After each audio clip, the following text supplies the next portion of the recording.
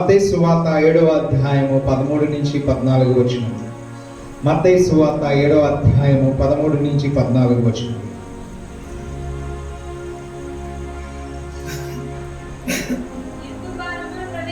ఇరుకు ద్వారమున ప్రవేశించుడి, నాశనమునకు పోవు ద్వారము వెడల్పును, ఆ దారి విశాలమునై ఉన్నది, దాని ద్వారా ప్రవేశించువారు అనేకులు. జీవమునకు పోవు ద్వారము ఇరుకును, ఆ దారి సంకుచితమనై ఉన్నది, దాని కనుగొని వారు కొందరే. దేవునికే మహిమ కలుగును గాక. దేవుడు ఈ మాటలతో మనతో మాట్లాడుచున్నాడు. ఇరుకు ద్వారమున ప్రవేశించుడు అని మనందరికీ చెప్పుచున్నాడు. ఎందుకని అంటే దేవుడు చెప్పుచున్న మాట, నేనే మార్గమును, నేనే సత్యమును, నేనే జీవమునని ఆయన చెప్పుచున్న మాటలు ఇక్కడ మనకు కనబడుచు ఉన్నవి. ఇరుకు ద్వారమున ప్రవేశించుడి. మనందరము కూడా ఏదైతే విశాలముగా ఉంటుందో ఆ యొక్క మార్గము గుండా వెళ్ళడానికే ప్రతి ఒక్కరు కూడా ప్రయత్నిస్తూ ఉంటారు. కానీ దేవుడు చెప్పుచున్న మాటలు ఏమిటంటే ఇరుకు ద్వారమున ప్రవేశించుడి అని చెప్పుచున్నాడు. ఎందుకని అంటే ఇరుకు మార్గమున వెళ్ళిన ప్రతి ఒక్కరికి కూడా దేవుడు జీవ మార్గమును దయచేస్తూ ఉన్నాడు. అలాగనే దేవుణ్ణి కలుసుకునే భాగ్యమును దయచేస్తూ ఉన్నాడు. దేవునితో సహవాసము చేసే భాగ్యమును దయచేస్తున్నాడు. ఇహలోకమే కాదు, పరలోకమందులో కూడా మనకు స్థానముని ఇవ్వడానికి ఆయన ఈ ఇరుకు మార్గముగా ప్రవేశించమని చెబుతున్నాడు. ఆయన కూడా యేసుక్రీస్తు వారు ఆయన దేవుని కుమారుడిగా ఈ భూలోకానికి మహిమను విడిచిపెట్టి వచ్చినప్పుడు కూడా ఆయన కూడా ఆ ఇరుకు మార్గము గుండా వెళ్ళి ఆయన పరలోకమందు విశాల మార్గమును ప్రతి ఒక్కరి కొరకు ఏర్పాటు చేసి ఉన్నట్లుగా మనము చూస్తున్నాము. మనము కూడా నాశనమైపోవు ద్వారము వెడల్పుగా ఉంటుంది. ఆ ద్వారము గుండా వెళ్ళినట్లయితే ఆ ద్వారములో సంతోషము, ఆనందము కొంతకాలము కలగవచ్చు, కానీ జీవిత కాలము కూడా అనుభవించాల్సింది ఏమిటంటే నరకములో పడి ఆ పురుగు చావదు, అగ్ని ఆరదు కదా, అలాగున నరకములో పడిపోతారని చెప్పేసి చెబుతున్నారు. ఆ దారి విశాలమైన ఉన్నది, దాని ద్వారా ప్రవేశించువారు అనేకులు ఉన్నారని దేవుడు వాక్యం సెలవిస్తుందండి. మనము కూడా చాలా జాగ్రత్తగా గమనించాలి. ఎందుకని అంటే మనము వెలుచున్నది, మనము నడుస్తున్నది ఏ మార్గమో దేవుడు ఈరోజు చూడమని చెప్పుచున్నాడండి. మనం వెలుచున్న మార్గము కష్టాలతో, నష్టాలతో, ఇరుకులతో, ఇబ్బందులతో కూడుకుని ఉంటే దాని గుండా మనము వెళ్ళినట్లయితే, మనము ఎప్పుడైతే ఇరుకు మార్గములు గుండా వెళ్ళినట్లయితే దేవుడు నాకు తోడున్నాడు, దేవుడు నాకు రక్షగా ఉన్నాడని చెప్పేసి మనము ఆ ద్వారము గుండా ప్రవేశించి వెలుచున్న సమయములో కొన్నిసార్లు ఆ ద్వారములో మనము నడుస్తున్నప్పుడు, ఆ మార్గములో మనము నడుస్తున్నప్పుడు ఆ కష్టములు, ఆ నష్టములు, ఆ ఇబ్బందులు, ఇరుకులు అన్నీ కూడా మనలను కొత్తగా మార్చడానికే, లేదంటే మనలను నూతన పరచడానికే, లేదంటే మనము బలహీనతతో ఉంటే బలపరచడానికే, పరిశుద్ధతలో ఎదగకుండా ఉంటే ఆ పరిశుద్ధతలో ఎదుగుత కొరకే మనలను ఇరుకు మార్గము గుండా దేవుడు తీసుకువెళ్ళి ఉన్నాడండి. అనేక సార్లు మనకు ఎందుకా ఈ కష్టము నాకు వచ్చినది, ఎందుకా నాకు ఇలాంటి బాధలు వచ్చినాయి అని అనేక మనుషులు అనుకుంటూ ఉంటారు. కొన్నిసార్లు దేవుని మహిమ కొరకు దాచబడిన కొన్ని క్రియలు మనలో ఉండిపోవచ్చు, లేదంటే ఆ మార్గము గుండా వెళ్ళినప్పుడు వాటిని బట్టి మనకు జయ జీవితము రావచ్చు. దేవుడు చెప్పుచున్నాడండి, ఎవరైతే ఇరుకు మార్గములో ప్రవేశించి వెళుతూ ఉంటారో వారికి జీవముగా ఆయన ఉంటాడు. జీవమునకు పోవు ద్వారము ఇరుకును, ఆ దారి సంకుచితమునై ఉన్నది, దానిని కనుగొని వారు కొందరే అని చెప్తున్నాడండి.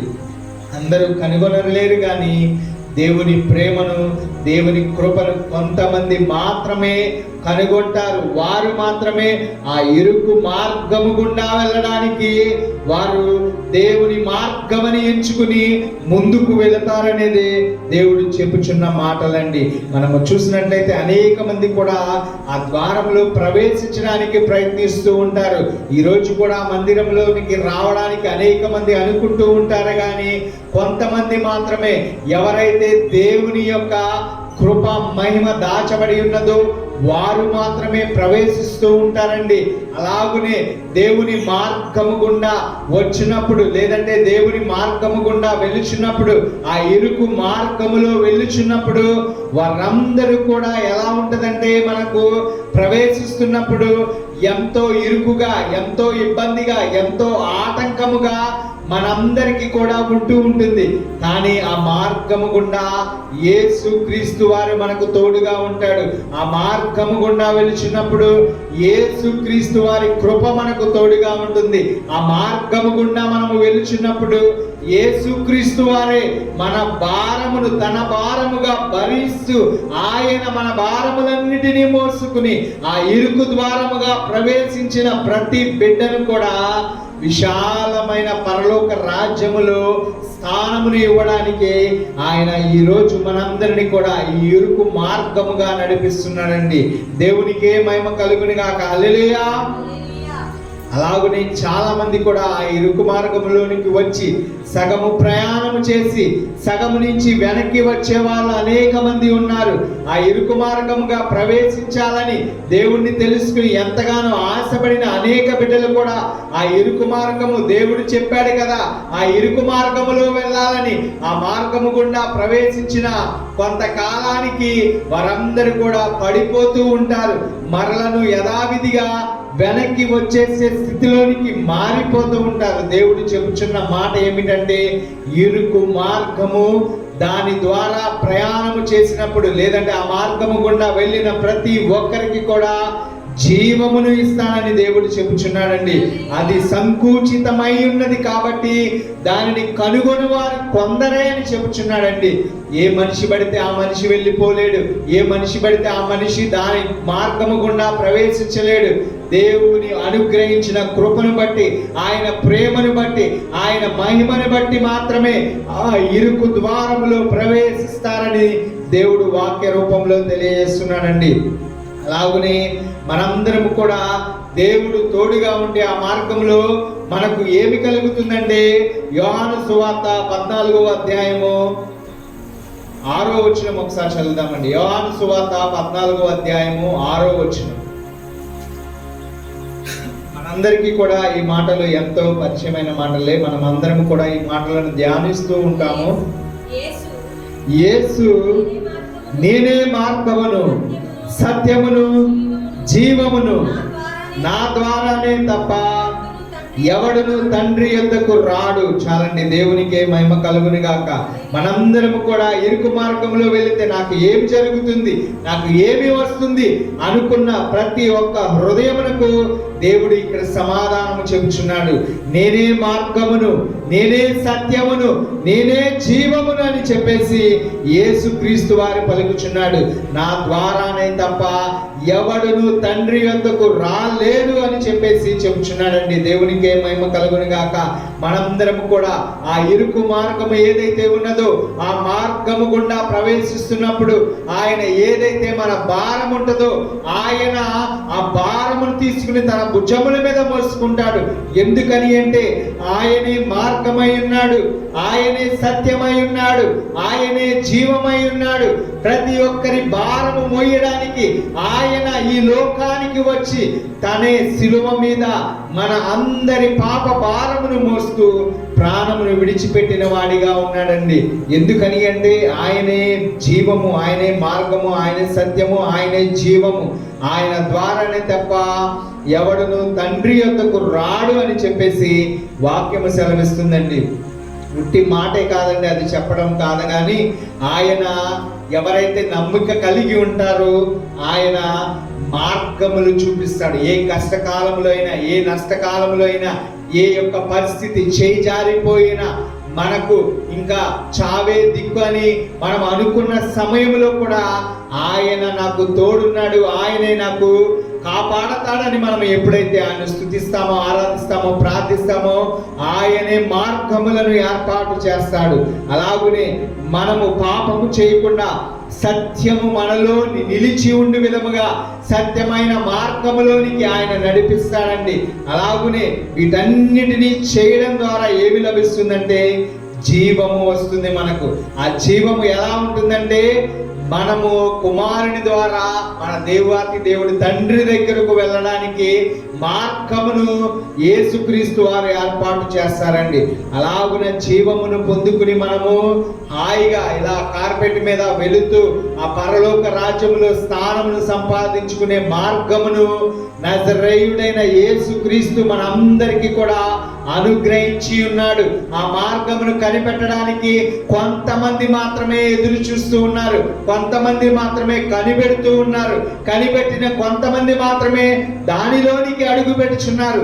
అడుగు పెట్టిన కొంతమంది మాత్రమే దాని గుండా ప్రయాణము చేసి ఆ ఇరుకైన మార్గము అంచులు దాకా చేరి ఆ విశాలమైన పరలోక రాజ్యములోకి చేరడానికి ప్రవేశమునకు అవకాశమును పొందుకున్న వారు కొంతమంది మాత్రమే ఉంటున్నారండి.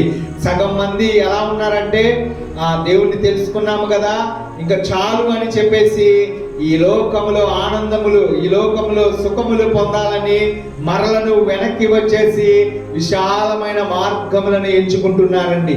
దేవుడు చెప్పుచున్న మాట ఏంటంటే ఇరుకు మార్గమును ఎంచుకున్నామంటే జీవిత కాలము కూడా ఆ మార్గములోనే వెళ్ళాలి. కష్టమైన, నష్టమైన, సుఖమైన, బాధ అయినా, వ్యాధి అయినా, ఏది అయినా ఆ పరిస్థితులు ఎలాంటివైనను కూడా దేవుడు తోడుగా ఉండి మన భారము ఆయన భారమే, మన కష్టము ఆయన కష్టమే, మన నష్టము ఆయన నష్టమే, మన మోయవలసిన సిలువ భారమునన్నిటినీ కూడా, పాప భారములు మనమన్నిటినీ కూడా ఆయన భుజాల మీద వేసుకుని భరించడానికి ఆయన సిద్ధపడి ఉన్నాడు. ఆ ద్వారము గుండా ప్రవేశించిన ప్రతి ఒక్కరి భారము మోయడానికి ఆయన తలుపు వద్ద కూర్చుని ఉన్నాడంటారు కదా. అలాగనే ఆ ఇరుకు ద్వారములో ఆయన కూర్చుని ఎదురు చూస్తూ ఉన్నాడు. ఎవరైతే నీవే మార్గము, నీవే సత్యము, నీవే జీవమని నమ్మి ఆయన దగ్గరకు వెళతామో, ఆ ఇరుకు మార్గము గుండా వెళతారో అప్పుడు ఆయన మన భారములన్నిటిని మోస్తూ మన కొరకు ఆయన చితికిపోతాడు. లేదంటే మన భారములను మోస్తూ ఆయన బాధను భరించేవాడిగా ఉంటాడండి. మన బాధను ఆయన భరించి మనకు ఆనందాన్ని కలగజేసే దేవుడు మన దేవుడు అండి. దేవునికి మహిమ కలుగును గాక. హల్లెలూయా. అలాగునే దేవుడు మన పితరులైన ఇశ్రాయేలు భారమును కూడా ఆ విధముగానే మోసి ఉన్నాడండి. వారు ఎక్కడో ఈజిప్టులో కష్టము చేసుకుంటూ, నష్టము చేసుకుంటూ, వారందరూ పని చేసిన దానికి సరైన జీతము రాక 100 రూపాయలు పని చేస్తే 10 రూపాయలు ఇచ్చే రాజులు అక్కడ ఉన్నారు, 10 రూపాయలు ఇచ్చే అక్కడ అధికారులు ఉండి అలాగున చేస్తున్నారు. వారి కష్టపడుతున్నది ఫలితము లేకుండా అయిపోతుంది. వారి కష్టము ఎక్కువగా ఉన్నది కానీ ఫలితం కొంత మాత్రమే ఉన్నది. ఆ కష్టానికి తగిన జీతము లేక వారు బాధపడుచున్నారు.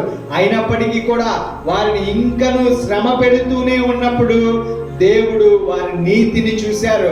ఆ సమయంలో వారు ఏమి చేశారంటే నీతిని ఎక్కడను విడిచిపెట్టలేదు. ఇశ్రాయేలు ప్రజలు నీతిని విడిచిపెట్టకుండా దేవునికి మొర పెట్టినప్పుడు దేవుడి వారి మొర ఆలకించి మోషేని పంపించి ఉన్నాడు. మనం చూసినట్లయితే సంఖ్యాకాండము 14వ అధ్యాయము 22, 24 వచనం వరకు చదువుదాం.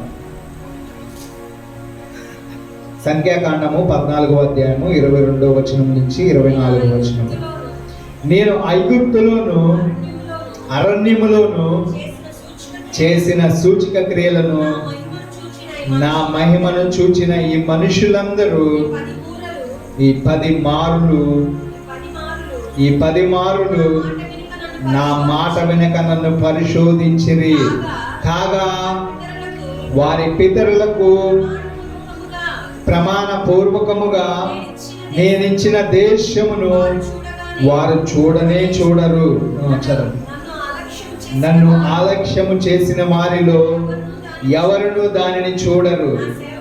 నా సేవకుడైన కాలేబు మంచి మనసు కలిగి పూర్ణ మనసుతో నన్ను అనుసరించిన హేతువు చేత అతడు పోయిన దేశములో అతని ప్రవేశపెట్టెదను. దేవునికే మహిమ కలుగును గాక. రోషము కలిగిన దేవుడండి. వారు బాధపడుచున్నప్పుడు వారిని చూసి ఉన్నాడు, వారి ఏడుపును చూసి ఉన్నారు, వారి కష్టమును చూసి ఉన్నారు. వారిని పాలు తేనెలు ప్రవహించు దేశమునకు తీసుకువెళతానని చెప్పినప్పుడు వారందరూ కూడా ఏమి చేశారంటే అనేక మార్లు దేవుడిని దూషించి ఉన్నారు. అనేక మార్లు దేవుడు చెప్పిన మాటను వినక ఆ ఇరుకు మార్గము గుండా వచ్చుచున్నప్పుడు వారందరూ కూడా విశాల మార్గము కోసము ఎదురు చూస్తున్న బిడ్డలుగా ఉన్నారండి. మోషే కొండ మీదకు దేవుడి దగ్గరికి వెళ్ళినప్పుడు వారందరూ కూడా ఏమి చేశారంటే ఒక దూడను, బంగారపు దూడను చేసుకుని, ఒక ప్రమిదగా దూడను చేసుకుని దానిని పూజించడానికి వారందరూ కూడా సిద్ధమైపోచున్నారు. వారందరూ కూడా సిద్ధమై రెడీ అయిపోచున్నప్పుడు దేవుని ఉగ్రతను వారు చూసి ఉన్నారు. అలాగనే అనేక మార్లు దేవుడు ఆహారమును పోషిస్తున్నప్పుడు ప్రతి ఒక్కరు వారికి కావలసినప్పుడు దాహమును తీస్తున్నప్పుడు ఆహారమును ఇస్తున్నప్పుడు కూడా దేవుణ్ణి దూషించినట్లుగా దేవుడు మమ్మల్ని ఇక్కడికి తీసుకువచ్చి ఈ అరణ్యములో మమ్మల్ని చావనంప తీసుకుని వచ్చాడా అని చెప్పేసి మోషేని అహరోనుని అనేక సార్లు అన్నట్లుగా 10 అధ్యాయంలో 11 అధ్యాయంలో చూసినట్లయితే వారు వచ్చినట్లుగా ఇక్కడ ఏమి చెబుతున్నాడంటే వారితో ఒక మాట చెబుతున్నాడు. మనం గమనించినట్లయితే ఒకసారి 23వ వచనం ఒకసారి చదవండి మళ్ళీ. కాగా వారి పితరులకు ప్రమాణపూర్వకముగా వారి పితరులకు ఏమి చేశాడంటే దేవుడు ప్రమాణమును చేసి ఉన్నాడండి. ఆయన చేసి ఉన్నాడు కాబట్టి నెరవేర్చే దేవుడిగా ఉన్నాడు. వారి అందరినీ కూడా తీసుకుని వచ్చి ఆ యొక్క పాలు తేనెలు ప్రవహించు దేశంలోనికి తీసుకురావాలని ఆ ఇరుకు గుండముగా ప్రవేశించినప్పుడు వారిలో సగం మంది ఆ యొక్క పాపపు పనులు చేయడం ద్వారా, కొంతమంది వ్యభిచారము చేయడం ద్వారా దేవుడు అక్కడికక్కడికే వారిని చంపివేసి ఉన్నాడు. కొంతమంది పాపము చేయడం ద్వారా అక్కడికక్కడికే వారి నాశనమును తెచ్చుకుని ఉన్నారు. కొంతమంది దేవుణ్ణి మాటను ధిక్కరించడం ద్వారా వారందరూ కూడా ఆ దేశంలో ప్రవేశించక మునుపే ఆ కొండ అంచు చివరలకు వెళ్ళి వారందరూ కూడా అమానీయులు దగ్గర ఉన్నారు, ఆ కొండ మీద నుంచి వెళ్ళిపోదామని చూసినప్పుడు దేవుడు చెప్పి ఉన్నాడు. అయినప్పటికీ కూడా వారందరూ కూడా వెళ్ళడానికి ప్రయత్నించినప్పుడు వారి చేతుల్లో హతముగా మారిపోయి చనిపోయి వారందరూ అక్కడికక్కడికే మరణించారు.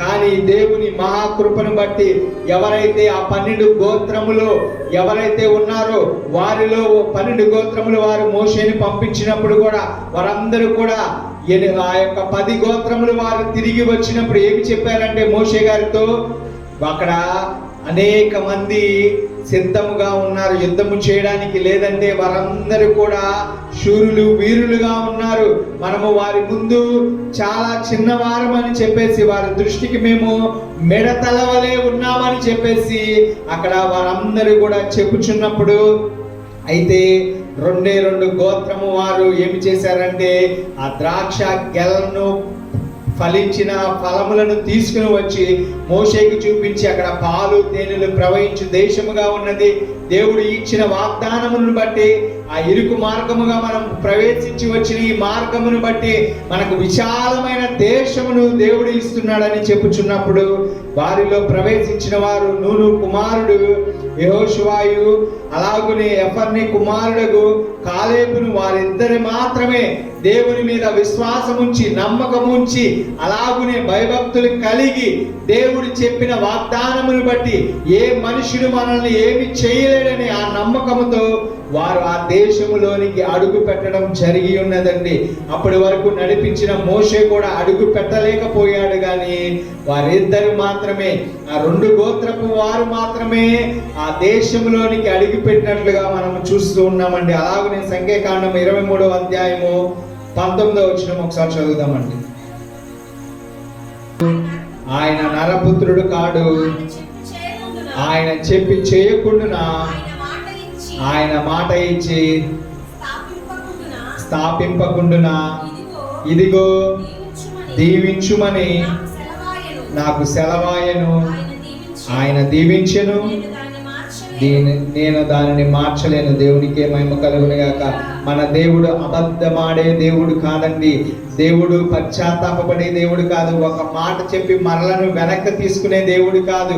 నీకు ప్రమాణము చేస్తే ఆ ప్రమాణము నెరవేరు వరకు కూడా ఆయన ఆ ప్రమాణము నెరవేర్చే తీరతాడు మన జీవితంలో తప్ప ఆ ప్రమాణము నెరవేరకుండా లేదంటే అది జరగకుండా ఉండదండి. ఎందుకని అంటే మనము చేసే పనులను బట్టి, క్రియలను బట్టి కొన్నిసార్లు అది లేట్ అవ్వచ్చు, లేదంటే మనం పాపములో పడి దాన్ని మర్చిపోవచ్చు. కానీ దేవుడు మాట ఇస్తే మర్చిపోని దేవుడు. ఆయన నెరవేర్చి తీరుస్తాడండి. ఎలాగున ఐగుప్తులో నుంచి వారిని తీసుకువచ్చి ఆ యొక్క పాలు తేనెలు ప్రవహించు దేశములోనికి తీసుకువచ్చిన దేవుడు నమ్మదగిన దేవుడు. ప్రమాణము చేసిన వాడు అబద్ధమాడేవాడు కాదు, పశ్చాత్తాపపడేవాడు కాదు. ఆయన రోషము కలిగిన దేవుడు, ప్రేమామయుడు, ఆయన కరుణామయుడు. ఆయన ఎలా ఉంటుందంటే ఆయన ప్రేమ సజీవముగా ఉంటుంది. ఆయన జీవిస్తూనే ఉన్నవాడు. అక్కడ ఉన్నప్పుడు ఆ సమయంలో వారికి చేసిన దేవుడు ఇప్పుడు మనకు చేస్తున్న దేవుడు ఒకటే దేవుడిగా ఉన్నాడండి. దేవునికే మహిమ కలుగును గాక. హల్లెలూయా. మన ముందు అనేక మార్గాలు ఉన్నాయి. అనేక మార్గాలు గుండగా మనము వెళ్ళినప్పటికీ కూడా ఆ విశాల మార్గములన్నీ కూడా ఎక్కడికి వెళ్తాయంటే నరకానికే తీసుకువెళ్తాయండి. ఒక తాగుబోతు కూడా ఎలా మొదలు పెడతాడంటే కొంచెముతో మొదలుపెట్టి వాడు ఏం చేస్తాడంటే స్టార్టింగ్లో వద్దులే, వాళ్ళ ఫ్రెండ్స్ కానీ ఎవరన్నా ఉంటే వద్దులే వద్దులే అని అంటాడు. తర్వాత ఆపరా అంటే ఆపకుండా అలాగునే తాగుతూ ఉంటాడు. వ్యసనములు స్టార్టింగ్లో అలాగునే ఉంటాయి. ఏ వ్యసనమైనా, వ్యభిచారమైన, సిగరెట్ అయినా, మందైనా, ఏదైనా కూడా మొదటిలో కొంచెము బాగానే ఆనందము, సంతోషము కలగజేస్తుంది. కానీ దాని తర్వాత వారి అవయవములన్నీ పాడైపోతాయి. వారి యొక్క శరీరం అంతా కుళ్ళిపోతుంది. వారి ఆలోచనలు ఎలా ఉంటాయంటే ఆ క్షణమునకు వచ్చినప్పుడు వారికి సహాయం చేసేవారే వారి ఎదుట లేకుండా అయిపోతూ ఉంటుంది. ఎందుకని అంటే వారు విశాలమైన మార్గముని ఎంచుకున్నారు. కానీ ఎవరైతే వాటన్నిటినీ పాపమని విడిచిపెట్టి ఇరుకైన మార్గము, దేవుని మార్గమని ఎంచుకుని ఆ మార్గము గుండా వస్తారో వారికి విశాలమైన మార్గమును ఏర్పాటు చేస్తారని దేవుడు ఈరోజు చెప్తున్నాడు. మనము కూడా ఈ గుమ్మము గుండా వచ్చినప్పుడు అది చిన్నగానే ఉంటుంది, లోపలికి వస్తే పెద్దగా ఉంటుంది. మనం కూర్చోడానికి, అనేక మంది కూర్చోడానికి స్థలముగా ఉంటుంది. చూసేవారికి అది చిన్న మార్గమే అనిపించవచ్చు, కానీ లోపలికి వచ్చిన వారికి మాత్రమే తెలుస్తుంది. ఇక్కడ దేవుని వాక్యము బదులు దేవుడి యొక్క మాటలు పలుకుతాడు పరిశుద్ధాత్ముడు.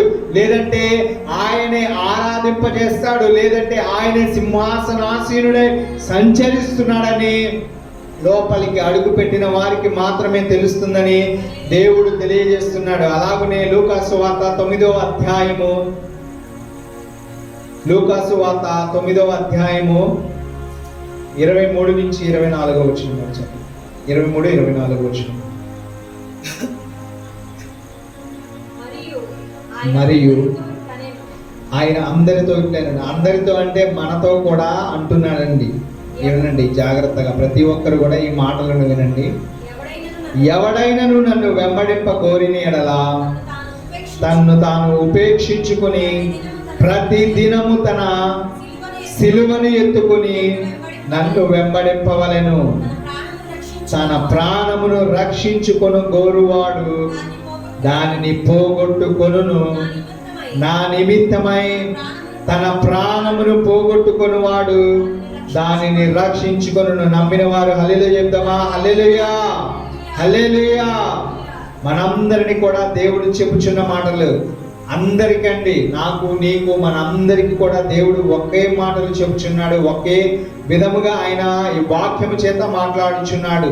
నన్ను వెంబడింప గోరిని ఎడలా తన్ను తాను ఉపేక్షించుకొని, మనలో ఇంకా మన గురించి ఏమీ ఉండకూడదు, కానీ మనలో క్రీస్తు ఆయన మాత్రమే ఉండాలి. మనం చూస్తే క్రీస్తు కనపడాలి, మనం మాట్లాడితే క్రీస్తు కనపడాలి, మనం నడుస్తుంటే క్రీస్తు కనపడాలి. మన మార్గములన్నీ కూడా క్రీస్తై ఉండాలి. మనం అనేది నశించిపోవాలి. మనం అనేది మనలో మనకే ఉండకుండా ఉండాలని దేవుడు చెప్పుచున్నాడండి. చదవండి.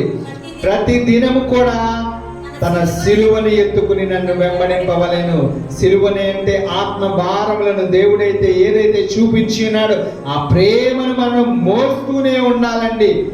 అలాగనే తన ప్రాణమును రక్షించుకుని వారు దానిని పోగొట్టుకొనును. ఎవరైతే ప్రాణము ప్రాణము ప్రాణం అని రక్షించుకుంటూ ఉంటారో, నేను తినకపోతే చనిపోతానా, లేదంటే నేను అక్కడికి వెళ్ళకపోతే చనిపోతానా, లేదంటే కొన్ని మాటలకు నేను చనిపోతానా అని భయపడి మనం బ్రతుకుచూ ఉంటాము. దేవుడు చెప్పుచున్న మాట ఏమిటంటే, ఎవరైతే తన ప్రాణము చూస్తూ ఉన్నాడో, రక్షించుకోవాలని చెప్పేసి వారి ప్రాణము ఏమవుతుందంటే పోగొట్టుకునేవాడిగా ఉంటాడని దేవుడు చెప్పుచున్నాడండి. ఎవరైతే ప్రాణం మీద ఆశ కలిగి ఉంటారో, ప్రాణం మీద ఆశ కలిగి జీవిస్తారో, వారి ప్రాణము పోగొట్టుకునే వారిగా ఉంటారు. ఎందుకని అంటే మన కొరకు ప్రాణము పెట్టిన వాడు ఒకడు ఉన్నాడండి. ఆయన కొరకే మనము జీవించాలండి. ఆయన మార్గంలోనే మనము వెళ్ళాలండి. ఎందుకని వాక్యములు వింటాము, లేదంటే వాక్యములు చదువుచున్నాము, ఆరాధన చేస్తున్నాము, ఆరాధనలో పాల్గొంటున్నామంటే ఏ ఉపయోగము లేదు. కానీ ప్రాణం పెట్టిన నజరేయుడైన యేసు క్రీస్తుని వెంబడించినప్పుడే, ఆయన సిలువను మోసిన బిడ్డలుగా మనము ఉంటేనే మన ప్రాణమును మనము రక్షించుకునే వారిగా ఉంటామండి. ఆ ఇరుకు మార్గము యేసు క్రీస్తు వారే. ఆ ఇరుకైన మార్గములో ఆయనే వస్తాడు మనకు తోడుగా. పరిశుద్ధాత్ముడి సహాయము చేత ఆ మార్గము గుండా మనల్ని నడిపిస్తానని దేవుడు ఈ రోజు చెబుతున్నాడండి. అలాగున ఎవరైతే తన భారమును అనగా సిలువ భారమును ఎవరైతే ఎత్తుకుంటారో, ఆ సిలువను మోసిన వాడు యేసుక్రీస్తు వారే. మనం ఎప్పుడైతే ఎత్తుకోవడానికి సిద్ధపడతామో, లేదంటే మన భారం ఇదని మనం ఎప్పుడైతే ప్రార్థన ద్వారా తెలియజేస్తామో, ఆయన ఏమి చేస్తాడంటే అలాగున భారమును ఇలా మోసుకుని, ఆయనే నా బిడ్డ భారం మోయకూడదని చెప్పేసి ఆయనే మన భారములన్నిటినీ మోసుకుని భరిస్తూ ఉంటాడండి. ఎప్పటి వరకు అంటే మనము చనిపోయేంత వరకు కూడా ఆయనే భరిస్తూ ఉంటాడు. ఎందుకని అంటే ఆయన ఈ లోకానికి వచ్చిందే దాని కొరకు, మన కొరకు ప్రాణం పెట్టింది ఆయన. మన పాపములన్నిటిని తీసివేసి పరిశుద్ధులుగా మార్చాలని ఆయన కోరుకుని ఈ లోకానికి వచ్చి ఉన్నాడు. మనందరం కూడా మన భారమును మోయకూడదని ఆయన వచ్చి ఉన్నాడు. ఆయనే మన కొరకు ముందుగానే చనిపోయి ఉన్నాడండి. దేవునికి మహిమ కలుగును గాక. అలాగున మన కొరకు ప్రాణం పెట్టిన వాడి కోసం మనము బ్రతకాలి. మన ఆశలు, మన అలవాట్లు, మన కోరికలన్నిటినీ కూడా ఉపేక్షించి అంటే విడిచిపెట్టి దేవుని కోసమే బ్రతకాలి. ఆయన చూపు మార్గము ఇరుకైనదో విశాలమైనదో ఏదైనదో తెలియదు, కానీ ఆ మార్గము ఎలాగుండను కూడా దాని గుండా వెళ్ళాలనే దేవుడు ఈరోజు చెబుతున్నాడండి. అలాగే నేను చివరిగా 2 వాక్యములను చెప్పి ముగిస్తానండి. కీర్తనలు 24వ అధ్యాయము. అధ్యాయము అంతా కూడా చదివినా పర్లేదు, కానీ 1 నుంచి 5 వరకు చదవండి. దేవుని శక్తి ఇక్కడ మనకు తెలియజేస్తున్నాడండి. భూమియు దాని సంపూర్ణతయు, లోకమును దాని నివాసములను యెహోవాయే. ఆయన సముద్రముల మీద దానిని పునాది వేసెను, ప్రవాహ జలముల మీద దాన్ని స్థిరపరిచెను. యెహోవా పర్వతమునకు ఎక్కదగిన వాడెవ్వడు? ఆయన పరిశుద్ధ స్థలములు నిలవదగిన వాడెవ్వడు? వ్యర్థమైన దాని యందు మనస్సు పెట్టకయు, కపటముగా ప్రమాణము చేయకయు, నిర్దోషమైన చేతులను శుద్ధమైన హృదయమును కలిగి ఉండు వాడు యెహోవా వలన ఆశీర్వాదము నొందును. దేవునికే మహిమ కలుగును గాక. తన రక్షకుడైన దేవుని వలన నీతి మత్వము నొందును అని దేవుని యొక్క వాక్యము మనకు సెలవిస్తుందండి. ఆయనను ఆశ్రయించువారు, యాకోబు దేవా నీ సన్నిధి వెదుకువారు అట్టివారే అని దేవుని వాక్యము సెలవిస్తుందండి.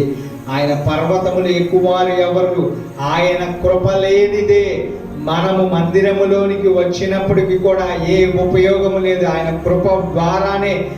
కృప ద్వారానే మనము మందిరములో అడిగి పెట్టినప్పుడు పరిశుద్ధాత్మ సహాయము ద్వారా మనందరినీ కూడా ఎలాగును మారుస్తున్నాడంటే శుద్ధమైన హృదయము కలిగిన వారిగా మారుస్తున్నాడు.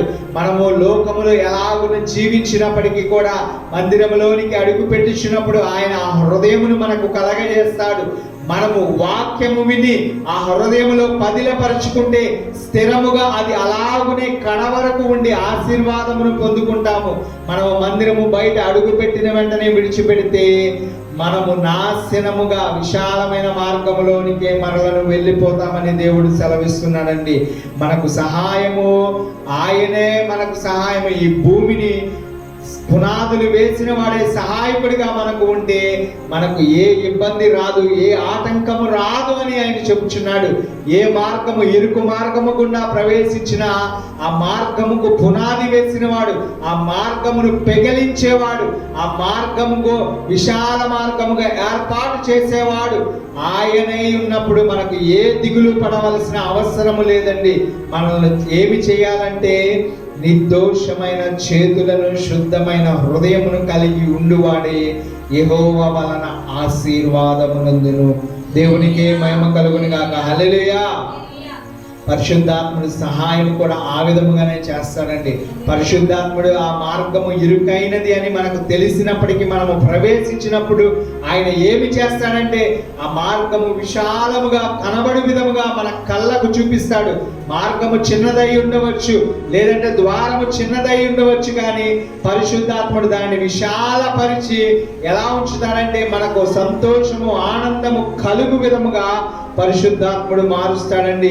ఆ మార్గములో అబద్ధం ఉండదు, శరీర కోరికలు ఉండవు, ఏ యొక్క దాని గురించి ఆశ ఉండదు, ఏ యొక్క దాని గురించి మనము దిగులు పడవలసిన పని లేదు. ఎందుకని అంటే పని మొత్తము ఆయనే చూసుకుని క్రియ మనలో నుంచి వచ్చే విధముగా పరిశుద్ధాత్ముడు చేస్తాడు. దేవునికే మహిమ కలుగును గాక. హల్లెలూయా. అలాగున ఆ మార్గము గుండా వెళ్ళిన వారికి దేవుడు ఏమి చేస్తాడంటే ఆశీర్వాదములను ఇస్తాడు, రక్షణను కలగజేస్తాడు. నీతి మత్వమునందు విధముగా ఆయనను ఆశ్రయించిన ప్రతి ఒక్కరిని కూడా ఆయన సన్నిధి నిలబడు విధముగా హృదయములో ఆయనే చూసుకుంటాడండి.